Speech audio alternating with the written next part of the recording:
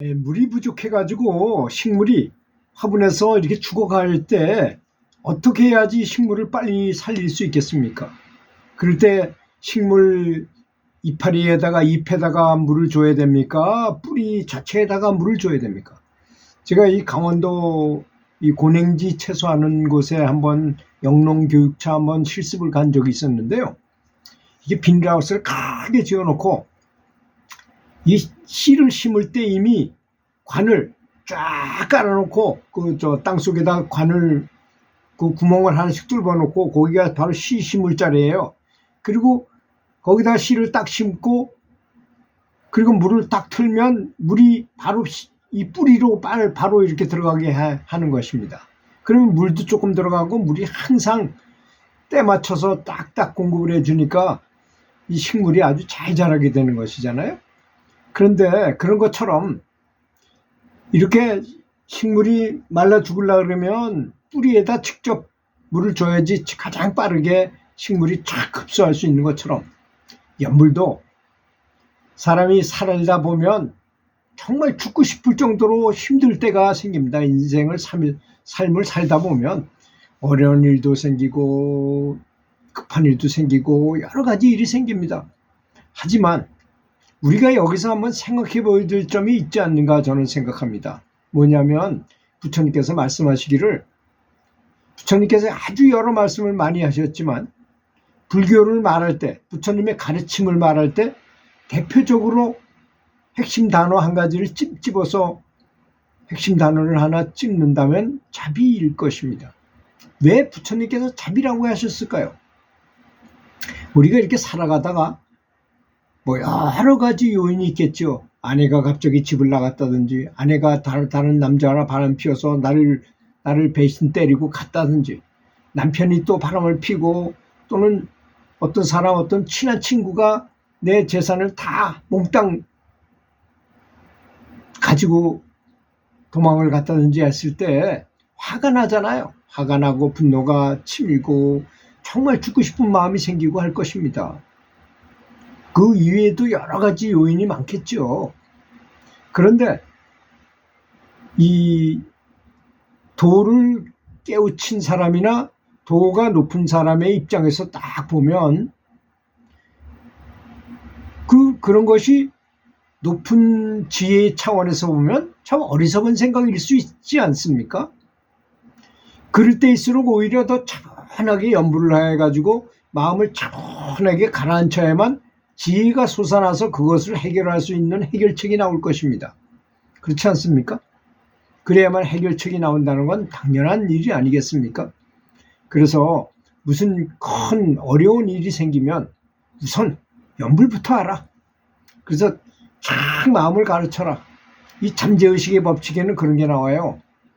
잠재의식이란 흥분하고 감정적으로 막 분노하고 화내고 하고 이렇게 그런 또 욕심을 부리고 질투감 증오를 한다거나 이럴 때는 작동하지 않게 돼 있어요. 잠재의식 자체도. 여러분 잠재의식이 뭘까요 과연? 잠재의식이 나를 돕는다 하면 어떻게 될까요? 정말 상상지도 못한 일들이 많이 생겨납니다. 요새 뭐 또 시끄르시니 이런 책들 있잖아요. 성공학에 대한 이야기, 뭐 감사한 생각을 하면 많이 성공이 된다 이런 얘기들이 많잖아요. 그런 이야기들이 다 잠재의식이 나를 도와주는 것을 의미하는 것입니다. 잠재의식은 감사한 마음을 먹었을 때 가장 활성화되기 쉽기 때문에 잠재의식이 나를 도와주게 만드는 것이 굉장히 중요한 것입니다. 그렇다면 염불하는 사람도 어떤 큰 일이 생기고 어이없는 진짜 굉장히 서글픈 생각이 드는 마음이 생겼다 하더라도 무조건 염불을 하는 것입니다. 제가 어디서 그것을 많이 봤냐면 저는 나는 자연인이다라는 그런 프로그램을 종종 보는데요. 뭐 자주 보는 건 아니지만 가끔씩 보면 사람이 뭐 IMF 때 회사 자기가 하던 사업체가 왕창 폭삭 망해가지고 산으로 들어갔다고 그럽니다. 그리고 그거 고민하다 보니 자기가 병이 들고 자살할까 말까 하다가 그래도 산에 들어가서 그 꼴을 보지 않고 살겠다고 산에 들어가서 자기 혼자서 산에 올라다니고 아무래도 내가 있는 병에 따른 약초를 공부해가지고 그거 약초를 캘 거 아니겠습니까? 그 약초를 먹으면서 매일 산에 다니고 좋은 공기 맞고 음이온을 늘 항상 하고 피톤치드가 있는 곳을 숲속을 항상 다녔어요. 그랬더니 그 전에 그 말썽 많고 슬펐던 그 생각들이 싹 없어지더라는 것입니다. 저도 많이 체험했다 그랬죠. 제 딸이 죽어가지고 정말로 마음이 괴로울 때 무조건 산에 올라가서 연불 하면서 산길을 한 30분에서부터 한 1시간 정도만 돌고 내려오면 모든 잡념이 싹 사라지더라고요. 자연은 바로 그런 것입니다. 그래서 소동파라는 당송팔대가라는 그 소동파 시인이, 그 사람이 나중에 뭐 깨달음을 얻었다는 인가도 받았던 사람이에요. 그 사람이 이 자연을 보고 한 소리가 산색이 바로 부처님의 청정법신이라고 말했어요. 참 너무나 자연스러운 거 아니냐? 이 바로 자연이라는 것이 바로 부처님의 청정법신 것 같다. 이렇게 말을 했어요. 정말 그런 것 같습니다. 자연 속에 자주 가서 자연 속에서 자라면 사람이 참 지혜로워진다고 저는 생각해요. 그래서 어린애들을 가르칠 때도 되도록 숲속에서 교육을 많이 시키는 게 좋고, 숲속에서 일어나는 자연스러운 자연의 현상을 보고 자라는 것이 좋다고 합니다. 우리 애들은 요새 아스팔트 위에서 시멘트 위에서 크잖아요. 참 불쌍한 것입니다. 우리나라 사람이 옛날에 왜 우리나라가 못 살던 시절에 우리나라 인재를 키우기 위해서 우리나라에서 제일 공부 잘하는 애들 1명이나 2명을 뽑아서 미국으로 유학을 보냈어요. 그래서 유학을 가서 보니까 미국에는 우리처럼 뭐 이렇게 흙을 바르고 이런 집에서 초가집에 이렇게 사는 게 아니고 아파트에 살고 세면트 위에서 사는데 우리에게는 없는 병이 걔네들한테 있더라는 것입니다. 어떤 거냐? 피부가 막 이상해져. 아토피라는 거 있잖아요. 아토피라는 말 자체가 원인을 모른다는 겁니다. 우리는 비록 진짜 형편없는 곳에 살죠. 깻잎으로 밑을 닦고 또 저기 초가집에서 진흙도 입에다 넣어서 먹기도 하고 뭐 정말 그런 형편없는 비위생적인데 살고 있는 것 같아도 그런 병은 전혀 없는데 미국에 가보니 깨끗하게 하고 사는 사람들한테는 그런 아토피가 생기고 하더라는 것입니다.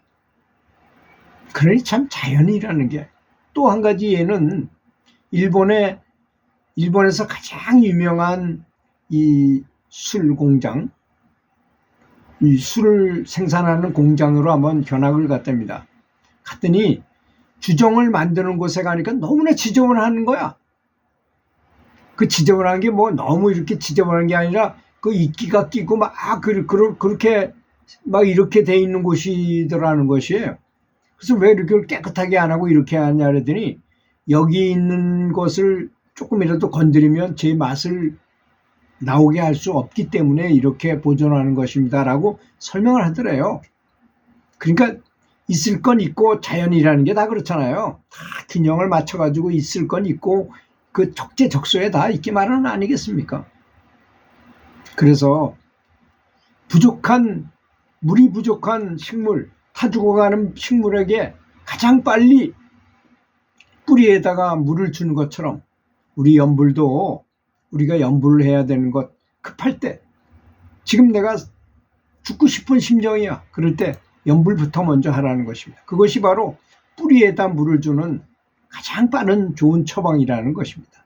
들어주셔서 감사합니다.